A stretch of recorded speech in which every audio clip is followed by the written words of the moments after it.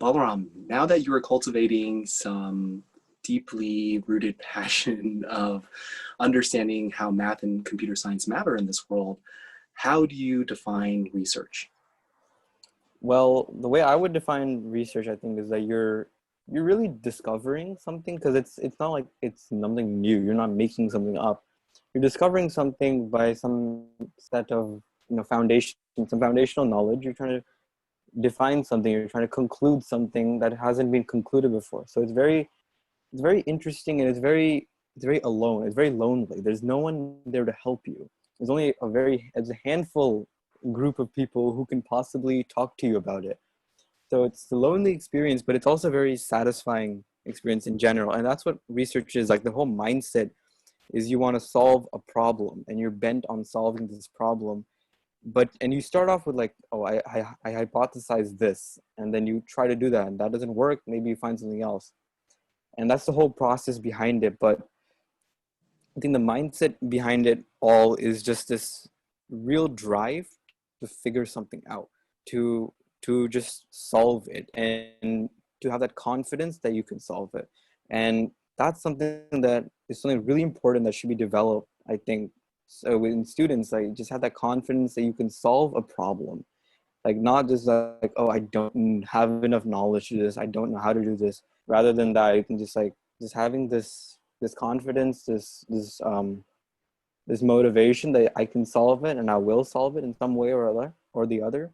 And just developing that mindset class through homework, for example, or tests, that can easily transfer to a research atmosphere where you can completely go into the unknown, where there is no solutions. There's no solution sheet. There's nothing. You're the solution. You got to figure out what's right and wrong.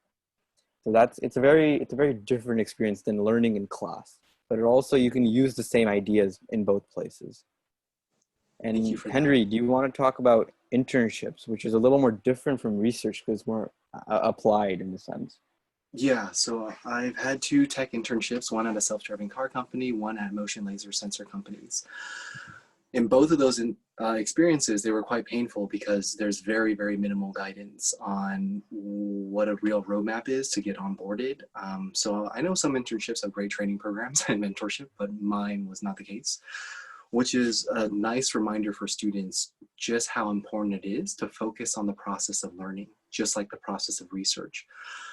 Balaram expressed some pain that so much of it is quite lonely, right? And I was certainly feeling that in my internship. And I'm not claiming all internships are like this, but in case your internship experience is like this, I hope when you enter that experience, you have some type of consciousness of study skills, learning habits, effective studying techniques, which include help-seeking practices and include like meaningful questioning so that you can get to the more refined answers that you need to get to.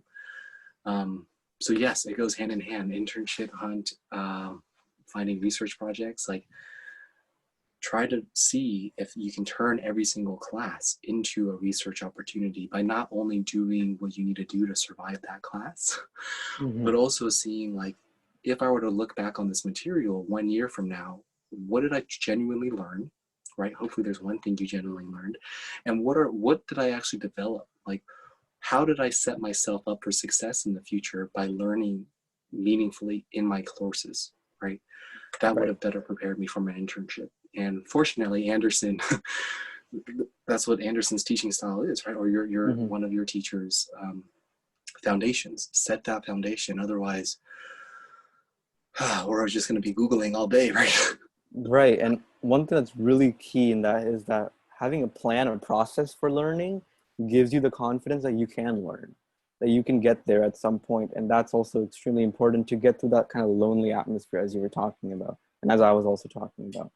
So that's also another thing why the process and just having a plan is so important in this setting. That's what pros do. Like, how do you think professional chefs cook an amazing meal? They don't go to the mall 25 times to buy different ingredients. They actually Yeah. create a plan, like reasonable steps, and they all have a reason, right? Like each one Yeah. of the steps has a reason. And Yeah. that's what really strong and advanced learners do in courses, but those are usually like the 1% in my courses. Usually we're just in survival mode. So the sooner we can understand, hey, it's all about the process. The sooner we can begin developing those skills. Okay, end this clip. That's good.